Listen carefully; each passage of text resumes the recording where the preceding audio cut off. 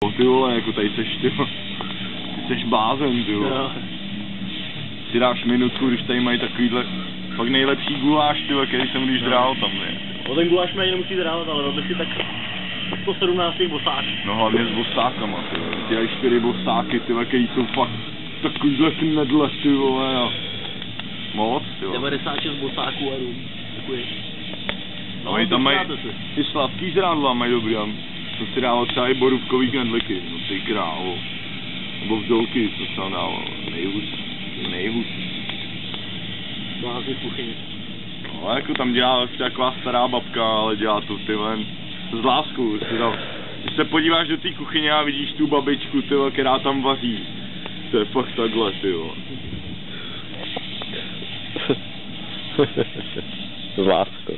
Právě nejlepší je ve 4 hodiny, když končí vleky, seberem prkna a vyjedem nahoru na Lisou ještě poslední lanovkou. Tam jdem na dvoračky, tam se přendáme na žerem, tyhle, a pak se ještě sundáme.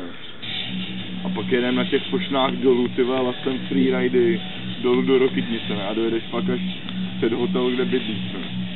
Těch dvoraček, je fakt krychta. No, já mám hory rád, vole.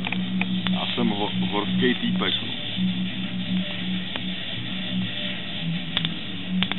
Proto mě mrdá, že tuhle zimu budu nejspíš asi v Praze v práci, no. Ale jako minimálně každý víkend jsem tam. Každou dovolenou jsem tam. To je jako o tom žádná, vole. To mi nikdo neskazí jako do Rokytnice, ty.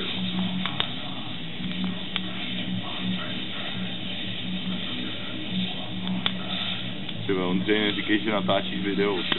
Neříkej, že točíš video, ty pičo.